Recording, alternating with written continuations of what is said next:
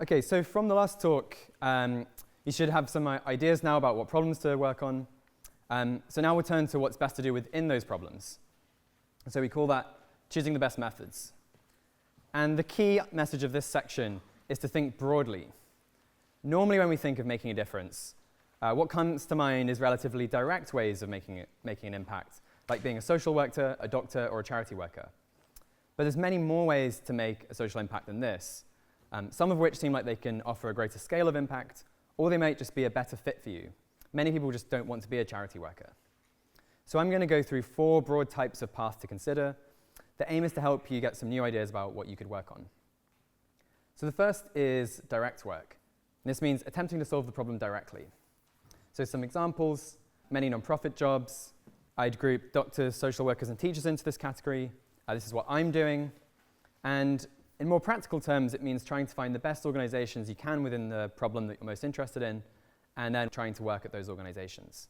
So quickly ask yourself, what are the best organizations within the problems that you want to focus on?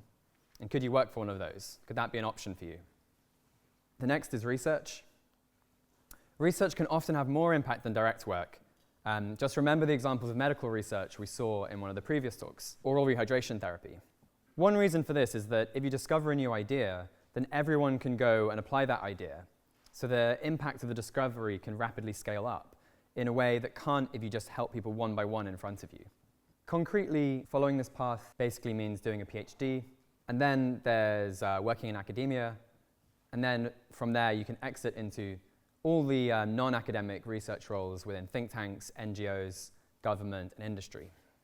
Within this option, I'd say if you have a serious shot at becoming an academic within a pressing problem area, or who could work on a pressing problem, then seriously consider doing a PhD. Oh, and then also finally, don't forget that you could change fields. This is often the right thing to do. So here's an example from someone we advised. Hauke was doing a neuroscience PhD at Harvard. He started reading 80,000 Hours several years ago, and he started to become skeptical about his potential for impact within neuroscience. Also didn't want to work within it as much from a kind of personal point of view. So he basically just decided to switch out of academia and applied really widely to consulting jobs, policy jobs, non-profit jobs. One of the non-profits he applied to was Giving What We Can, who we mentioned earlier. And he landed the job and now is head of research there, where he leads their efforts to do research into which charities are most effective to donate to. So the third area is advocacy. There's a couple of different types of advocacy. One is social advocacy, which is changing public opinion. Another is political advocacy, which is changing policy. And then the third one is movement building, which is mobilizing people behind a cause. Advocacy can beat direct work because if you can mobilize 2 people to work on a cause, then that can have potentially twice as much impact as if you just worked on it yourself directly. So it's kind of multiplier on impact. Also, if you look at many of the highest impact people in history, they were basically advocates of some type or another. And it's a way that a small number of people can have very big effects. So to follow this path more concretely, one option is just to become a campaigner or an advocate, work at a campaigning NGO. But then there's a bunch of other options, like working in any generally influential position and then using that platform to promote pressing problems. So that includes things like journalism, being a public intellectual within academia, working in policy. Another option is just to do it in your spare time, so have a more normal job, but then promote important causes in your free time. And then the third one is seriously to consider party politics, just because politicians do have a huge influence. So it's really important that the right people do those jobs. An example within this cause, Seb did 2 years of work at McKinsey.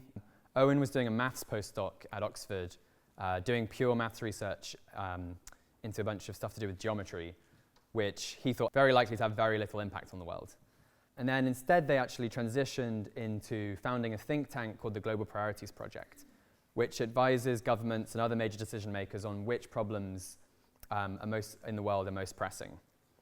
And they've already advised the highest levels of the UK government on emerging risks from new technology. The fourth option is what we call earning to give.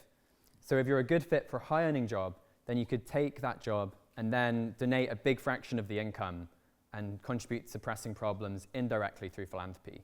And this is kind of an extension of the easy baseline idea from before. This is Jeff and Julia. Jeff used to work as an IT admin at a university, but he decided he wanted to have a greater impact. So he retrained and ended up becoming a software engineer at Google. His wife, Julia, was doing nonprofit admin, and she switched to be a social worker in a prison, which was significantly higher paid. And now they collectively donate 50% of their income each year to charity. How come this can be better than direct work? So just consider the figures. Google's software engineer earns about $250,000 a year. That's roughly what Jeff is earning. So if he donates half of that, that's $125,000 a year. If he'd gone and worked in the nonprofit sector, by contrast, the average US nonprofit CEO earns about $50,000 a year. So Jeff's salary, his donations are enough to cover the salaries of about 2.5 nonprofit workers, and also live on 2.5 times as much income as he would have otherwise. So it's possibly better for him as well. And then, in terms of direct work, probably the nonprofit CEO would have a greater direct impact through their work. But also, Google does have a positive impact as well, or at least certain parts of Google. So I think looking at all this, it's pretty plausible that he's having a greater, or at least similar impact to what he would have if he'd gone to work in the nonprofit sector himself.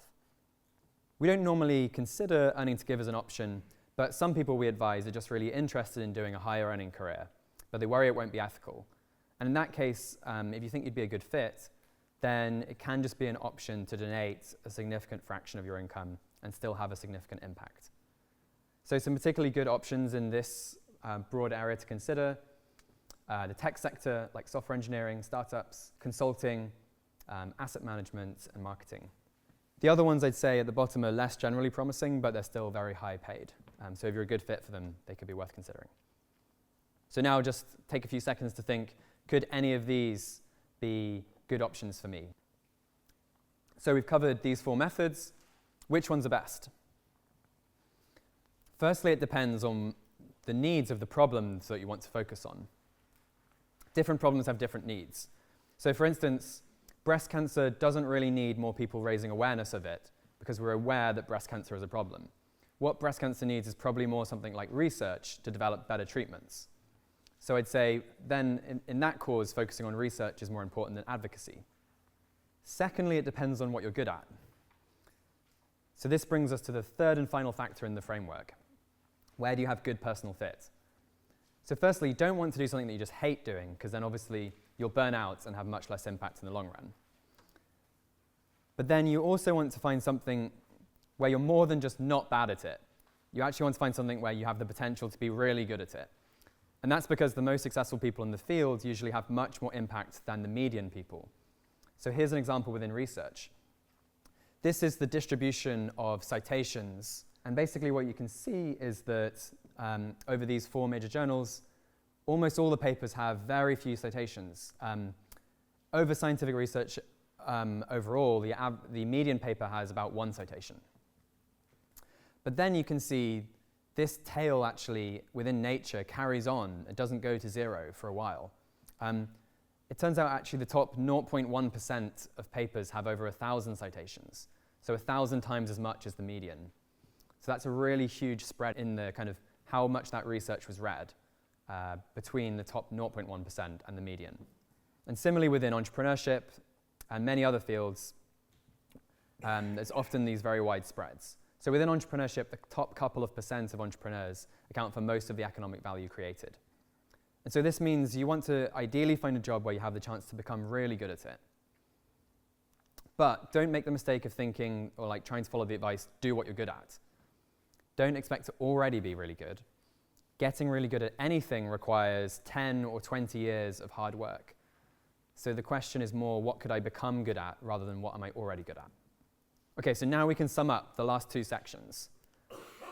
To find the job in which you can have the biggest social impact, look for the most pressing problem, select the best methods, and try to find something with excellent personal fit. If you do all these, then you can have much larger impact than the easy baseline, which is already a lot of impact. Moreover, you'll be doing what contributes, and so having a fulfilling career as well.